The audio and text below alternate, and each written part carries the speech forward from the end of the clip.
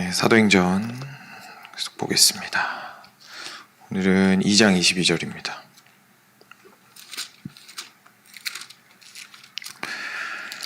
사도행전 2장 22절부터 36절까지 말씀.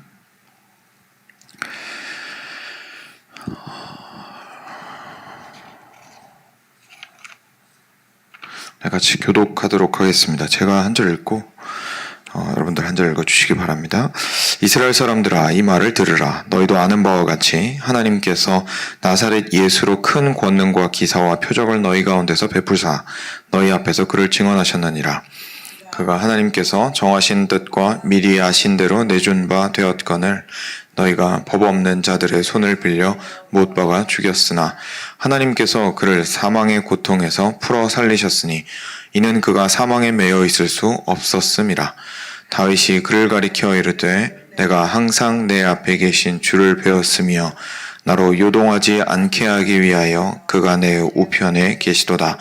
그러므로 내 마음이 기뻐하였고 내 혀도 즐거워하였으며 육체도 희망에 거하리니 이는 내 영혼을 음부에 버리지 아니하시며 주의 거룩한 자로 썩음을 당하지 않게 하실 것임이로다. 주께서 생명의 길을 내게 보이셨으니 주 앞에서 내게 기쁨이 충만하게 하시리로다 하였으므로 형제들아, 내가 조상 다윗에 대하여 담대히 말할 수 있노니 다윗이 죽어 장사되어 그 묘가 오늘까지 우리 중에 있도다. 그는 선지자라. 하나님이 이미 맹세하사 그 자손 중에서 한 사람을 그 위에 앉게 하리라 하심을 알고 미리 본고로 그리스도의 부활을 말하되 그가 음부에 버림이 되지 않고 그의 육신이 썩음을 당하지 아니하시리라 하더니 이 예수를 하나님이 살리신지라. 우리가 다 이 일의 증인이로다. 하나님이 오른손으로 예수를 높이심에 그가 약속하신 성령을 아버지께 받아서 너희가 보고 듣는 이것을 부어주셨느니라. 다윗은 하늘에 올라가지 못하였으나 친히 말하여 이르되 주께서 내 주에게 말씀하시기를 내가 내 원수로 내 발등상이 되게 하기까지 너는 내 우편에 앉아있으라 하셨도다 하였으니. 함께 읽겠습니다. 그런즉 이스라엘 온 집은 확실히 알지니 너희가 십자가에 못 박은 이 예수를 하나님이 주와 그리스도가 되게 하셨느니라 하니라. 아멘. 네, 계속해서 저희 사도행전 같이 묵상을 하고 있습니다. 사도행전을 이렇게 또 마침 예전에도 한번 말씀드렸지만 묵상할 수 있게 되어서 너무 좋은 것 같아요. 그 교회적으로도 하반기부터 이제 저희 순도 계속해서 좀 조만간 가동을 하게 되고 팀도 그렇고 여러 사역들을 이제 조금씩 시작을 하려고 하는 시점에 하나님께서 교회를 어떻게 시작하셨고 어떻게 움직여 가셨고 하셨는지를 저희에게 말씀해 주시는 것을 묵상할 때에 저희가 올바른 방향으로 가게 될 수 있을 것 같아서 참 감사한 것 같습니다. 저도 기대가 많이 되고요. 같이 기대하는 마음으로 사도행전 안에서 함께 큰 은혜를 누리셨으면 좋겠습니다. 잘 아시다시피 이제 베드로가 오늘 말씀에서 그 성령이 임한 이후에 성령을 받고 이제 설교를 하는 장면입니다. 굉장히 궁금하시지 않으세요? 저는 되게 그랬었거든요. 왜냐하면 베드로가 처음 이제 그동안 예수님이랑 오랫동안 같이 살았거든요. 그렇죠? 사실 오랫동안 살고 나서 그리고 나서 그 예수님의 죽으심도 보았고 그리고 그 과정 속에서 자기의 개인적인 굉장히 큰 변화도 겪었고 3번이나 이제 예수님 부인하고 그 다음에 예수님께서 다시 부활 후에 찾아오셔서 네가 나를 사랑하느냐 이렇게 말씀하시면서 회복시키시는 과정도 있었고 그리고 이제 승천하시는 예수님도 봤어요. 그렇죠? 그러니까 죽으시고 부활하시고 승천하시는 예수님도 봤습니다. 굉장한 사건들을 많이 겪었거든요. 근데 그랬던 베드로가 이제 다른 제자들과 함께 40일 동안 같이 이제 기도하고 있다가 드디어 성령이 내려왔습니다. 이 베드로가 성령을 받은 이후에 처음 입을 열어서 사람들에게 선포한 메시지가 뭐였을까? 저는 이 사실을 처음에 묵상하게 됐을 때 그 다음 이 설교가 너무 궁금한 거예요. 그래서 되게 묵상을 많이 하고 봤던 기억이 있습니다.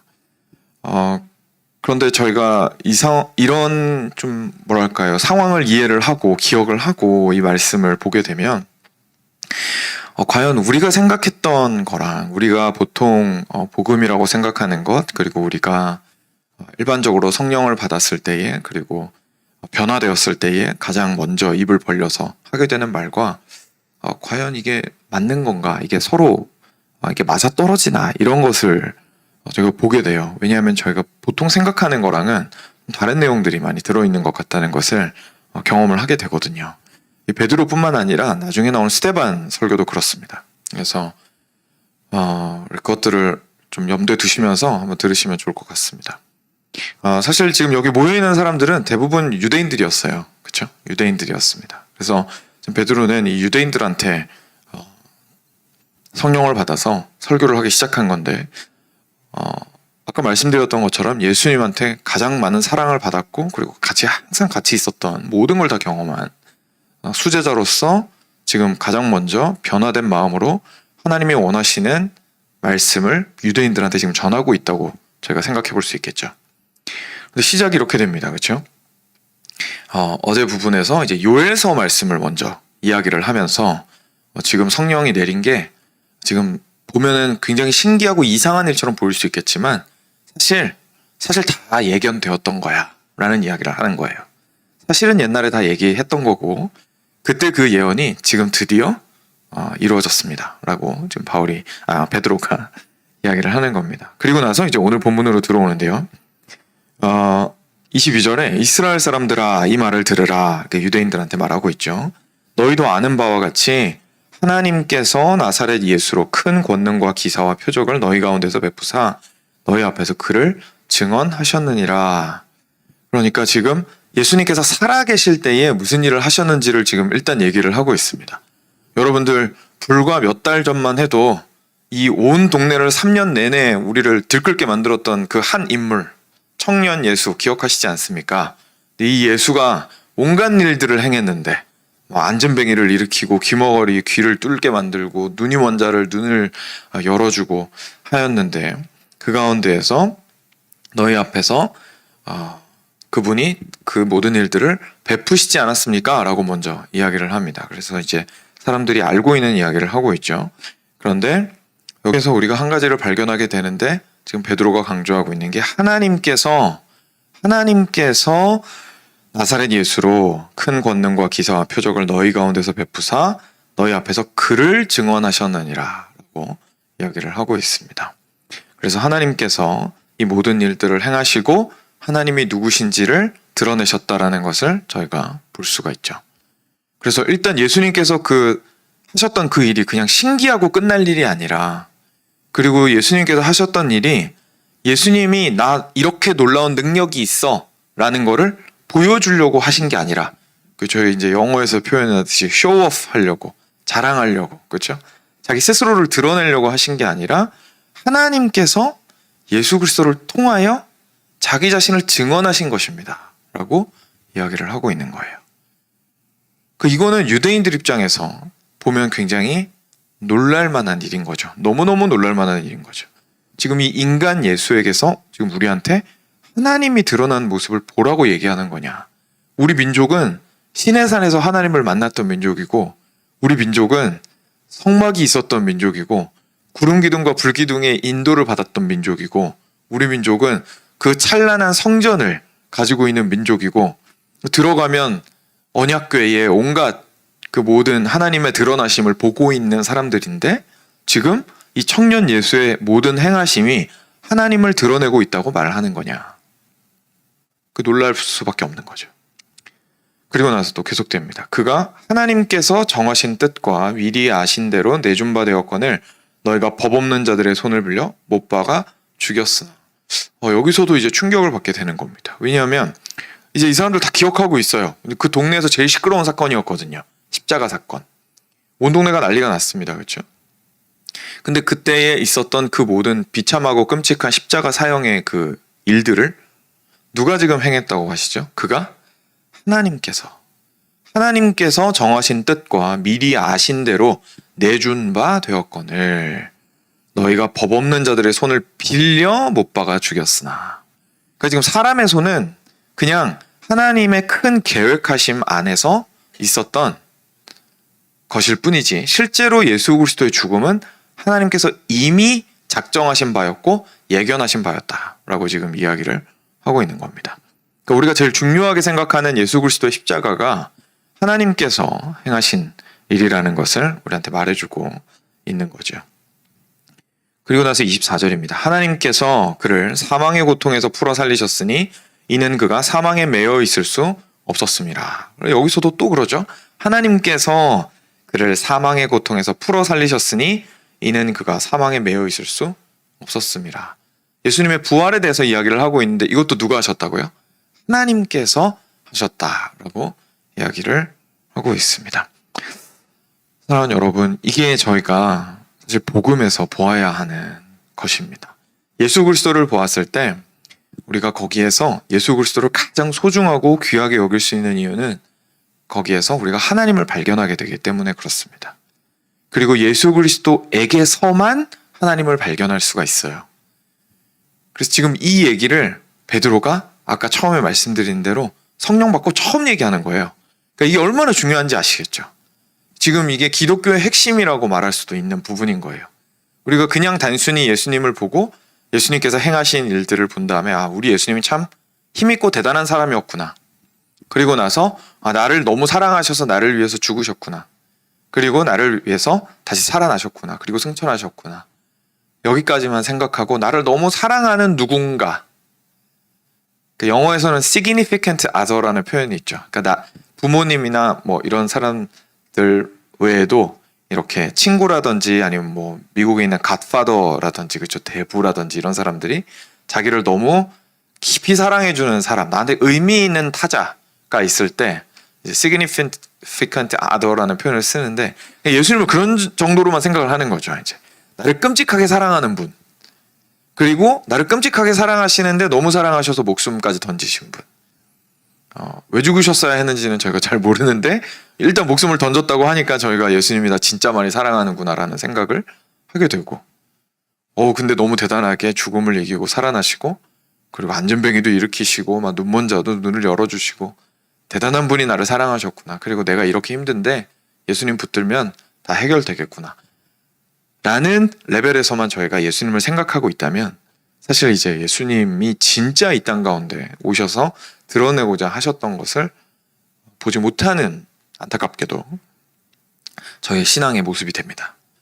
진짜로 예수님을 통해서 우리가 봐야 되는 건 하나님이 그 예수님을 통해서 드러내 보여주시는 당신의 영광과 능력을 우리가 볼 수 있어야 되는 거죠. 예수님께서 눈먼 자를 열어주셨을 때에 하나님께서 그 놀라운 우리의 영적인 눈먼 모습들을 열어주신다라는 것을 깨닫게 되고 예수님께서 안전뱅이를 일으켜 세우셨을 때에 이제 영적으로 안전뱅이가 되어서 움직일 수 없고 걸을 수 없는 자들을 일으켜 세우셔서 드디어 하나님께 나아갈 수 있게 하시고 죽은 자를 살리시는 것들을 통하여서 하나님께서 우리를 육신의 죽음에서만 구원하시는 것이 아니라 우리 영혼 전체를, 인격 전체를 죽어서 주님께로 나아갈 수 없는 우리들을 다시금 살리셨구나 라는 것을 보게 되고 그리고 이 모든 일을 실질적으로 행하시기 위해서 십자가에 못 박혀 죽으셨고 부활하셨구나. 근데 그 모든 과정들도 결국은 십자가에 죽으신 것도 로마 병정들이 했든지 아니면 빌라도가 했든지 아니면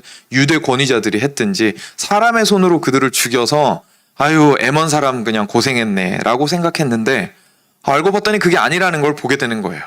하나님께서 사실은 그 길을 걷게 하셨고 예수님께서도 마치 타의에 의해서 그렇게 하신 것 같았지만 사실은 굉장히 주체적으로 당신 스스로가 그 길을 택하시고 나를 사랑하사 당신의 교회를 사랑하사 한 걸음 한 걸음을 디드시고 십자가 위에서 올라가 죽으셨다라는 것을 깨닫게 되는 겁니다. 그리고 나서 다시 부활하시는 것 또한 우연찮게 무슨 이렇게 어린아이 동화에서 나오는 것처럼 고생하는 신데렐라에게 갑자기 요정들이 나타나서 이렇게 마술 지팡이 휘둘렀더니 갑자기 호박이 마차가 된 것처럼 예수님도 죽어서 어쩔 수 없는 상태에 있었는데 그냥 하나님께서 놀라운 어떤 능력으로 그냥 이 사람을 뿅 하고 살리셨다라는 데 포인트가 있는 것이 아니라 죽음이 이 사람을 가둘 수가 없는 존재였다라는 걸 우리가 보게 되는 거죠.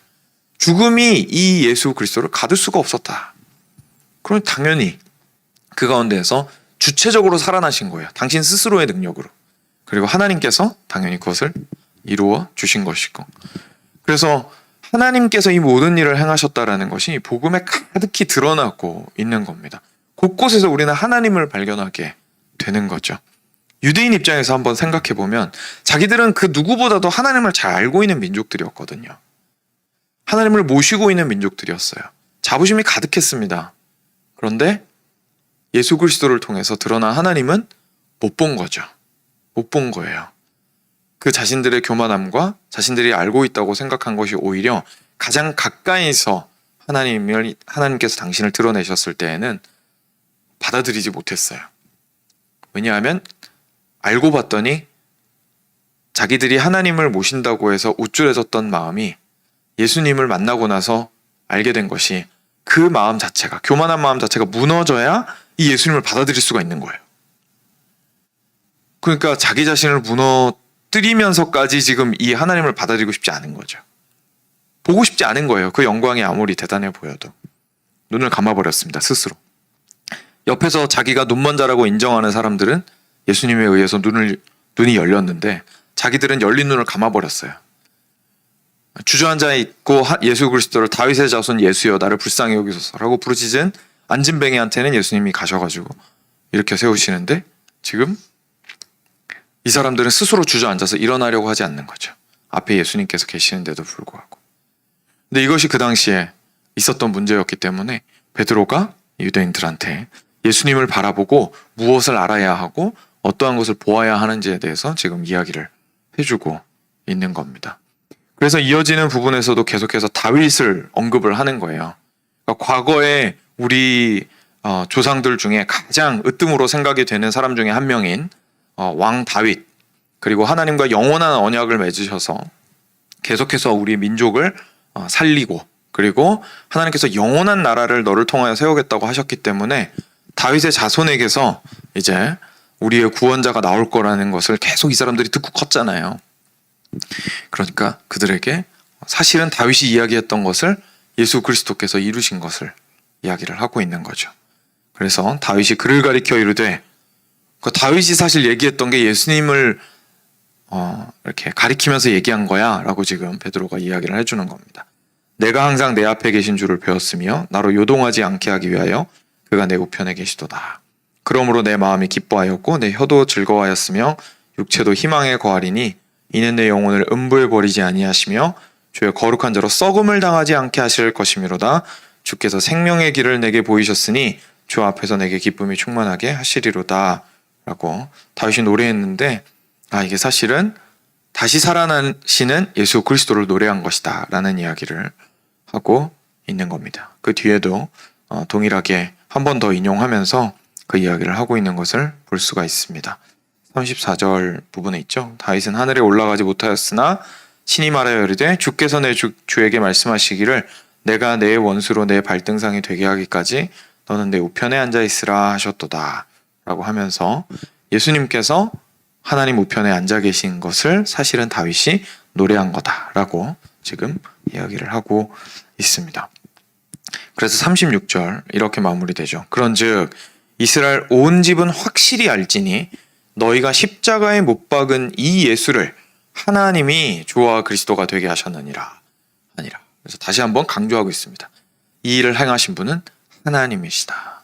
이전에 너희가 알고 있었던 그 하나님이 이 모든 일을 예수 그리스도를 통하여 하셨으니 예수님을 다르게 보라. 예수님을 무슨 이단처럼 보지 마라. 예수님이 행하신 일이랑 다른 일을 전혀 다른 것으로 생각하지 말고 그냥 선지자 중에 한 명으로 생각하지 말고 지금 이 예수를 보고 하나님을 바라보라 라는 것을 지금 베드로가 이야기를 하고 있는 것이죠. 이것이 저희가 신앙생활을 하면서 계속해서 저희의 눈을 점검해 가야 하는 부분입니다. 왜냐하면 저희의 눈은 저희 자신을 향해 있기 쉽거든요. 그래서 신앙생활조차도 항상 저희 자신만을 향해서 이렇게 초점을 맞추고 신앙생활을 해갈 수가 있습니다. 그런데 진짜 복음은 놀랍게도 눈을 들어서 예수 그리스도를 볼 때에 저희가 얻게 되는 겁니다. 왜냐하면 복음은 우리 안에서 찾을 수가 없거든요. 왜냐하면 우리 안에서의 문제는 뭐냐면 하나님이 없다는 게 문제예요. 다시 말해서 우리 안에서 찾을 수 있는 건 결핍밖에 없어요. 그러니까 부족하다라는 것밖에 찾을 수가 없는 거예요. 근데 이걸 어디서 채울까를 발견을 해야 되는데 저희가 예수 그리스도를 통하지 않고 하나님만 바라본다고 해서 이게 문제가 해결이 안 되는 겁니다. 예수 그리스도를 바라보지 않고 하나님만 바라보면서 나의 결핍이 해결되기를 바란다는 것은, 또는 나의 어떤 노력으로 하나님께 갈 수 있으리라고 생각하는 것은 저희가 혈통적으로는 한국 사람들이지만 사실 유대인처럼 하고 있는 거죠. 그런데 그것이 아니라 예수 그리스도를 통하여서 하나님께서 행하신 일들을 보고 예수 그리스도에게서 우리가 구원을 얻는다는 사실을 기억하고 그리스도만을 바라보기를 참 마음을 확정하고 삶 자체를 거기에 고정시켰을 때에, 그 초점을 아주 집중적으로 그리스도께만 맞추었을 때에 비로소 우리는 하나님을 얻게 된다. 우리가 완전히 결핍되었던 그것, 하나님을 떠나서 문제가 발생을 했었는데 진짜 가장 본질적인 것인 하나님 그분 자신을 우리가 그리스도를 통하여 얻게 된다는 것을 이제 기억하게 되는 거죠. 이것이 저희의 신앙 가운데서 가장 중요한 것이고, 사실 아침에 묵상할 때마다 저희의 눈을 계속해서 고정시키려고 노력해야 하는 부분입니다. 왜냐하면 우리 눈은 가만히 내버려 두면 자연스럽게 세상이나 나 자신을 그냥 향하게 돼버리기 때문이죠. 그래서 항상 악기를 조율해야 하듯이 예수 그리스도를 향하여 나의 시선이 고정되어 있는지에 대해서 저희가 계속해서 애써서 저희의 시선을 하나님께 간구하면서 그리스도께 고정하고자 해야 할 겁니다. 놀랍게도 저희 교회 사역을 할 때도 마찬가지입니다. 사역자로서, 목사로서도 마찬가지입니다. 항상 말씀 준비할 때 내가 과연 그리스도 중심으로 준비하였는가를 스스로한테 반문을 해요. 내가 과연 예수님이 드러나는 말씀을 준비를 하였는가라는 것을 다 준비하고 나서도 반문을 합니다. 왜냐하면 그렇게 하지 않으면 그냥 이 작업 자체에 매몰될 수가 있거든요. 그냥 좋은 설교를 쓸 수 있잖아요. 근데 좋은 설교를 썼다고 생각하고 다 준비하고 나서 전했는데 드러나는 건 예수님이 아니고 그냥 드러나는 건 저의 지식이라면 이게 아무 의미가 없는 거죠. 그래서 그리스도께서 행하신 일들이 무엇인지 저조차도 고민을 해야 되거든요. 항상 그 조율을 해야 되거든요. 그러니까 얼마나 우리 모두의 성도로서의 삶이 그래야겠습니까? 그러니까 교회가 전체적으로 앞으로 나아갈 방향도 그렇고 해야 하는 모든 사역도 그렇고 내가 그냥 그 일을 하고 있으면 하나님의 일을 하고 있는 거야 라고 간편하게 생각하지 마시고, 우리가 그 사역을 할 때에도 항상 내가 하나님께서 나타나시고 하나님께서 모든 일을 행하시고 하는 것을 그리스도를 통하여 보고 있는가를 좀 기억을 하시면서 그리스도를 통하여서 하나님을 알아가시는 방향으로 일들을 해가시면 참 큰 은혜가 있을 것이고 우리가 복음을 힘으로 하여 그 일들을 행할 수 있을 겁니다. 네, 아침에 같이 기도하겠습니다.